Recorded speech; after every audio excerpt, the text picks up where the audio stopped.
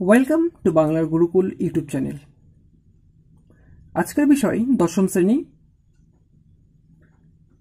ভৌত বিজ্ঞান অধ্যায় 3 রাসায়নিক গণনা। এখান থেকে আমি আজকে তোমাদেরকে প্রথম পার্টে শর্ট প্রশ্ন যেগুলো আছে তোমাদেরকে সেগুলো সলভ করে দেব। বিভাগ ক, বিভাগ খ, এই দুটো আমি তোমাদেরকে আজকে সলভ করে দেব এবং এটার দ্বিতীয় পার্টে মানে কালকে যেটা থাকবে সেখানে তোমাদেরকে অঙ্কগুলো নিয়ে বিস্তারিত আলোচনা করব। তাহলে ভিডিওটি শুরু করা যাক। দেখো, বিভাগ কতে বহু বিকল্প ভিত্তিক প্রশ্ন আছে যেগুলোকে আমরা এমসিকিউ বলে থাকি। প্রথম প্রশ্ন কি বলছে, 12 গ্রাম কার্বনের সঙ্গে দহনে উৎপন্ন CO2 এর পরিমাণ কত? অপশন দিয়েছে 32 গ্রাম, অপশন বি 44 গ্রাম, অপশন সি 22 গ্রাম এবং অপশন ডি 28 গ্রাম। দেখো তাহলে এইটা হচ্ছে উত্তর কত হবে। কি বলছে, কার্বনের দহনে উৎপন্ন CO2, কার্বনকে যদি অক্সিজেনের সঙ্গে দহন করা হয় তাহলে কি হবে, CO2 উৎপন্ন হয়। ঠিক আছে, আমরা এবার জানি কার্বনের আণবিক ভর কত। কার্বনের আণবিক ভর হচ্ছে 12 এবং এখান থেকে কি উৎপন্ন হচ্ছে CO2, তাহলে C12, অক্সিজেনের একটি আণবিক ভর হচ্ছে 16, তাহলে O2 আছে, তার মানে 2 × 16 হচ্ছে এখানে। তাহলে এটা কত হবে, 16 দুগুণ 32 আর 12 44 গ্রাম। তাহলে উত্তর হবে অপশন বি 44 গ্রাম। বুঝতে পেরেছ? যদি বুঝতে অসুবিধা হয় কমেন্ট করবে, আমি অন্য উদাহরণ দিয়ে পরে আবার তোমাদেরকে বুঝিয়ে দেব। এবার দেখো 2 নম্বর প্রশ্নে কি বলছে, 2 মোল NO এর সঙ্গে অক্সিজেনের বিক্রিয়ায় উৎপন্ন NO2 এর আয়তন STP তে কত হবে? তাহলে দেখি কি বলছে এখানে, 2 মোল বলছে NO, এর সঙ্গে বিক্রিয়া করাতে হবে আমাদেরকে অক্সিজেন O2,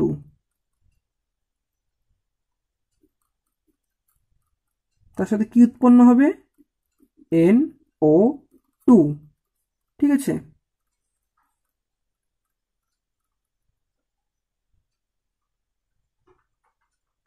হয়েছে।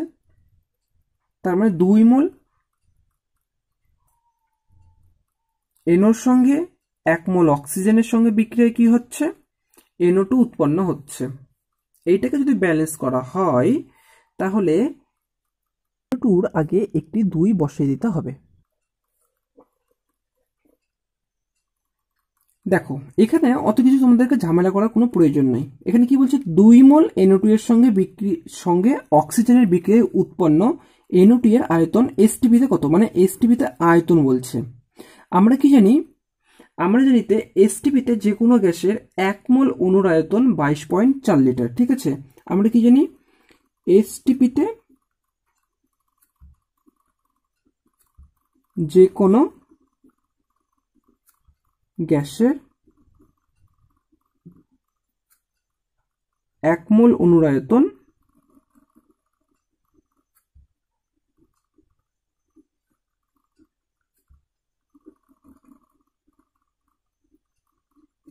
কত, 22.4 লিটার। ঠিক আছে, তাহলে এখানে কয় মোল দিয়েছে, এখানে বলছে 2 মোল, তার মানে আমাকে করতে হবে 2 × 22.4 যদি করি তাহলে কত হবে, 44.8 লিটার। তাহলে 44.8 লিটার কোথায় আছে, দেখো অপশন ডিতে আছে 44.8 লিটার। ঠিক আছে, তো উত্তর আমরা পেয়ে গেলাম। এবার আসি 3 নম্বরে। 3 নম্বরে কি বলছে, 4 মোল হাইড্রোজেনের সঙ্গে 2 মোল অক্সিজেনের বিক্রিয়ায় উৎপন্ন স্টিমে মোল সংখ্যা কত? তোমাকে বলছে 4 মোল হাইড্রোজেন এর সঙ্গে 2 মোল অক্সিজেনের বিক্রিয়ায় কি উৎপন্ন হবে, হাইড্রোজেন অক্সিজেন মিলে কি হয়, জল উৎপন্ন হয় H2O।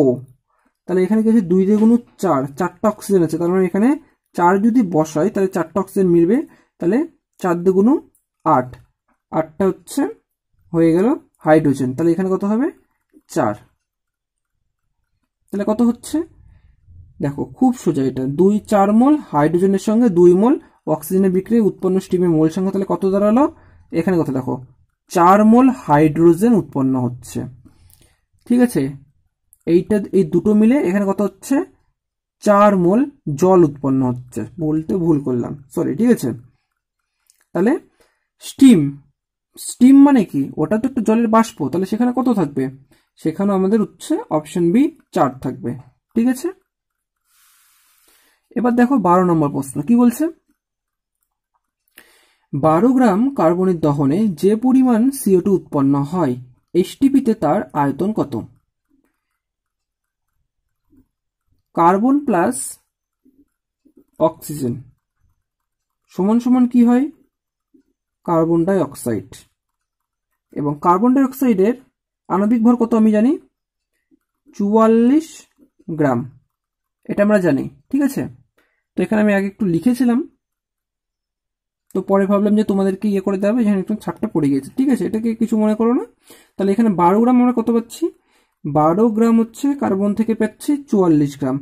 তো আমরা এখানে আগে কি পড়লাম, যে দেখো এখানে পড়লাম এসটিপিতে যে কোনো গ্যাসের 1 মোল অণুর আয়তন 22.4 লিটার। কার্বন ডাই অক্সাইড 44 গ্রাম, তার মানে 1 মোল কার্বন ডাই অক্সাইড। এখানে কিন্তু 2 নাই, যদি থাকতো 2CO2 তাহলে 2 মোল হয়ে যেত, সামনে যেহেতু কিছু নেই তাহলে এটা ধরে 1 মোল কার্বন ডাই অক্সাইড। কত গ্রাম হচ্ছে? 44 গ্রাম, ইকুয়াল টু আমরা কত বলতে পারি? 22.4 লিটার। বুঝতে পেরেছ? আবার বলছি, কার্বন ডাই অক্সাইডের আণবিক ভর কত? 44 গ্রাম। ঠিক আছে, এখানে যদি 2 থাকতো তাহলে 44-এর বদলে এখানে কত হতো? 88 গ্রাম হয়ে যেত। তখন যেহেতু মোল সংখ্যা বাড়ছে, আণবিক ভর এখানে বেড়ে যাচ্ছে, তার ফলে কি হচ্ছে? এখানে এসটিপিতে কি হয়?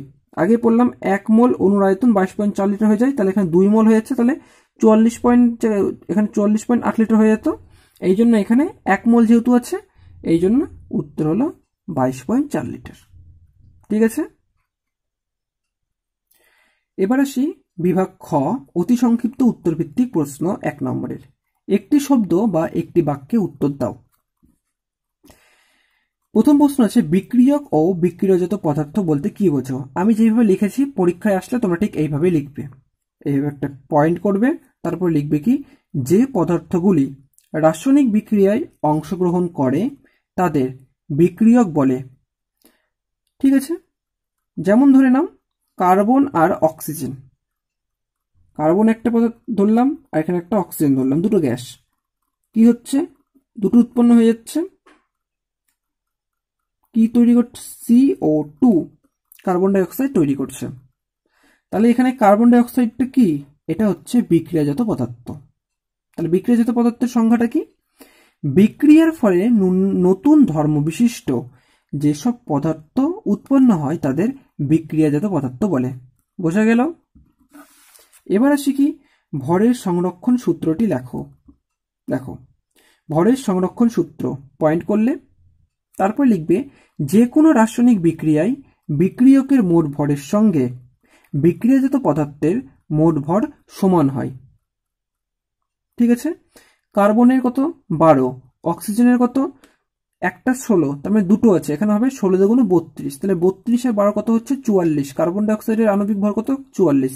তাহলে দেখা গেল কি বলছে, যে কোনো রাসায়নিক বিক্রিয়ায় বিক্রিয়কের মোট ভর, মানে এখানে যে বিক্রিয়ক পদার্থগুলো আছে দুটো মিলে কত হলো? 44 হলো, সঙ্গে বিক্রিয়াজাত পদার্থের মোট ভর সমান হয়, এবং যে বিক্রিয়াজাত পদার্থটা যেটা উৎপন্ন হলো এটারও মোট ভর কত দাঁড়ালো? এখানে 44। তাহলে দুটো হচ্ছে সমান হচ্ছে। খুব সুন্দর ভরের সংরক্ষণ সূত্র বোঝা গিয়েছে আশা করি। এবার আসি 3 নম্বর প্রশ্নে, শক্তি ও ভরের পারস্পরিক রূপান্তর সম্পর্কিত আইনস্টাইনের সমীকরণটি লিখো। ভর ও শক্তির পারস্পরিক রূপান্তর সম্পর্কিত আইনস্টাইনের সমীকরণটি হলো E = mc², যেখানে c শূন্য মাধ্যমে আলোর বেগ। ঠিক আছে, এবার আসো 4 নম্বর প্রশ্নে, গ্যাসের প্রমাণ ঘনত্ব ও বাষ্প ঘনত্ব বলতে কি বোঝো? উত্তর লেখো। গ্যাসের প্রমাণ ঘনত্ব একটা সাব পয়েন্ট করবে, তারপর লিখবে এসটিপিতে 1 লিটার গ্যাসের গ্রামে প্রকাশিত ভরকে গ্যাসটির প্রমাণ ঘনত্ব বলে। আর বাষ্প ঘনত্ব কাকে বলে? একই চাপ ও উষ্ণতায় যে কোনো গ্যাসের ভর সম আয়তন হাইড্রোজেন গ্যাসের ভরের যত গুণ সেই সংখ্যাকে ওই গ্যাসের বাষ্প ঘনত্ব বলে। 5 নম্বর প্রশ্ন কি দিয়েছে, গ্যাসের বাষ্প ঘনত্ব ও আণবিক ভরের সম্পর্কটি লেখো। গ্যাসের বাষ্প ঘনত্ব ও আণবিক ভরের সম্পর্ক কি আছে, গ্যাসের প্রমাণ ঘনত্ব ইকুয়াল টু কি বলতে পারি, গ্যাসের বাষ্প ঘনত্ব ইন্টু হাইড্রোজেনের প্রমাণ ঘনত্ব। তাহলে গ্যাসের বাষ্প ঘনত্ব ইন্টু হাইড্রোজেনের প্রমাণ ঘনত্ব কত, 0.089। তো আমরা এটাও লিখতে পারি। সামনে কিন্তু থাকবে কি, তাহলে গ্যাসের প্রমাণ ঘনত্ব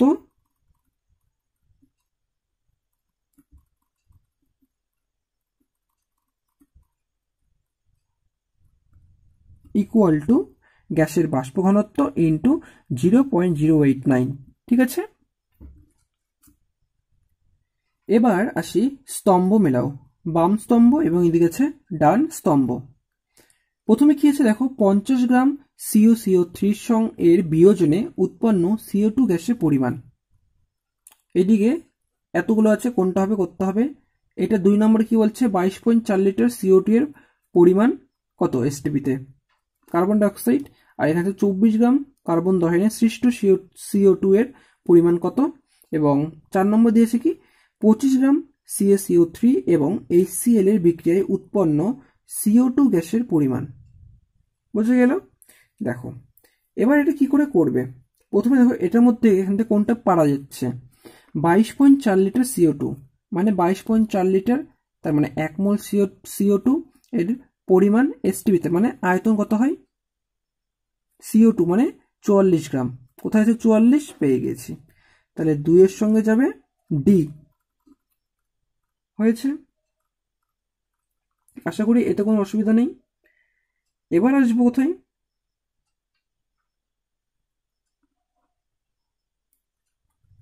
এবার আসবো প্রথমেরটাই করি। তাহলে চলো একটুটা খাতা কলমে করা যাক। দেখো কি বলছে, 50 গ্রাম CO, তাহলে CaCO3 এর বিয়োজন করলে পরে কি হচ্ছে, এর বিয়োজন করলে হবে CaO প্লাস CO2। C এর আণবিক ভর 40 প্লাস কার্বনের 12, অক্সিজেনের 16, তার মানে 3টে আছে, 3 × 48। এটাকে করলে হবে এখানে 100 গ্রাম। আর CaO 40 plus 16 equal to 56 gram. আর CO2 মানে 12 যোগ 16 দ্বিগুণ 32 হবে 44 গ্রাম। এখানে আমাদেরকে কি বলছে, এখানে যেটা বলছে কি দেখো, এত 50 গ্রাম CaCO3 বিয়োজনে উৎপন্ন CO2 গ্যাসের পরিমাণ। তাহলে আমরা এবার লিখতে পারি 100 গ্রাম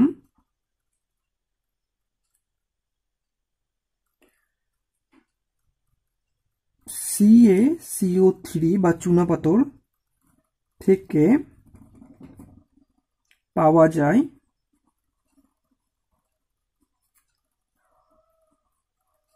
কত, 44 গ্রাম CO2। তাহলে কত বলেছে, 50 গ্রাম থেকে কত পাওয়া যাবে, 50 গ্রাম CaCO3 থেকে পাওয়া যায় 44 গুণন 50, নিচে যাবে 100 CO2। এটাকে যদি করি 50 দিয়ে গুণ হয় 100, 2 দিয়ে 44কে কাটলে হবে 22। তাহলে উত্তর হবে 22 গ্রাম। কোথায় দেওয়া আছে, এই যে দেখো বি নম্বরে দেওয়া আছে, মিলেছে। তাহলে এটা হবে অপশন বিতে যাবে। এবার বাকি থাকলো দুটো, একটা করলেই পরে অ্যান্সার আমাদের হয়ে যাবে। এটা করি, দেখো 24 গ্রাম কার্বন দহনে সৃষ্ট CO2 এর পরিমাণ কত। এটা একটু খাতা কলমে করে নিই, ঠিক আছে। দেখো তাহলে 24 গ্রাম বলছে,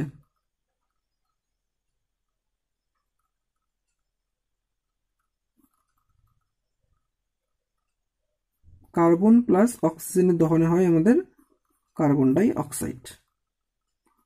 12 জানি আর এটা কত জানি 44 গ্রাম।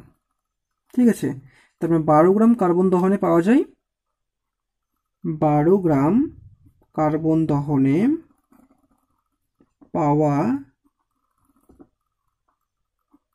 যায় কত 44 গ্রাম CO2। আর এখানে বলছে 24 গ্রামে কত পাওয়া যাবে, তাহলে 24 গ্রাম কার্বন দহনে পাওয়া যায় 44 গুণন 24, 4টা মিসিং চলে গিয়েছে, বাই 12, 12 দিয়ে 24 কাটলে 12 দুগুণ 24, তাহলে 44 দুগুণ 88 গ্রাম। ঠিক আছে, দেখো তাহলে উত্তর পাওয়া গেল এখানে 88 গ্রাম। এবার দেখি অপশন 88 গ্রাম কোথায় আছে, এই যে সি, তার মানে এইটা সমান সমান এটাই হবে। আর বাকি একটা থাকলো 25 গ্রাম CO3 এবং HCl এর বিক্রিয়ায় উৎপন্ন কার্বনের পরিমাণ কত, একইভাবে করে নেবে, উত্তর হবে 11 গ্রাম। ঠিক আছে, এবার চলে আসা যাক শূন্যস্থান পূরণ করো। দেখি 1 নম্বর কি বলছে, রাসায়নিক বিক্রিয়ায় ড্যাশ এর পরিমাপযোগ্য পরিবর্তন ঘটে না, সেটা হচ্ছে ভরের। 2 নম্বর বলছে কি, এসটিপিতে যে কোনো গ্যাসের 1 মোল অণুর আয়তন কত, 22.4 লিটার। 3 নম্বর, চুনাপাথরের তাপ বিয়োজনে ড্যাশ এবং CO2 উৎপন্ন হয়। চুনাপাথরের তাপ বিয়োজনে কি হয়, CaO এবং CO2 উৎপন্ন হয়। দেখো বিক্রিয়াটা নিচে লিখে দিয়েছি, CaCO3 থেকে বিয়োজন করলে CaO এবং CO2। এবারে সত্য বা মিথ্যা নিরূপণ করো। এসটিপিতে 1 নম্বর প্রশ্ন, এসটিপিতে 1 লিটার হাইড্রোজেন গ্যাসের ভর কত, 0.089 গ্রাম, এটা হচ্ছে সত্য। এসটিপিতে 22.4 লিটার CO এবং 22.4 লিটার N2 গ্যাসের ভর সমান, এটাও সত্য। কি করে দেখো, N2 নাইট্রোজেনের আণবিক ভর কত, 14, তার মানে দুটো আছে, 14 ইন্টু 2, 14 দুগুণ 28। CO কার্বনের কত, 12, অক্সিজেন এখানে একটা আছে, তাহলে হচ্ছে 16, তাহলে হচ্ছে 28, তাহলে দুটোই সমান হচ্ছে, এই জন্য এটা সমানই হবে, উত্তর হলো সত্য। কি বলছে, গ্যাসীয় পদার্থের ক্ষেত্রে প্রমাণ ঘনত্ব ইকুয়াল টু বাষ্প ঘনত্ব, এটা কি সত্যি, না এটা হচ্ছে মিথ্যা। কেন কি, প্রমাণ ঘনত্ব ইকুয়াল টু বাষ্প ঘনত্ব ইন্টু 0.089, এই সম্পর্কটা আমরা কিছুক্ষণ আগেই পড়লাম। তো এই গেল একের পাটের সব উত্তরগুলো। আমি কালকে তোমাদেরকে অঙ্কগুলো করে দেবো। ঠিক আছে, এখন যদি অঙ্ক করতে ভিডিওটি অনেক বড় হয়ে যাবে। ঠিক আছে, তো ভিডিওটি ভালো লাগলে লাইক করবে এবং চ্যানেলটিকে সাবস্ক্রাইব করবে।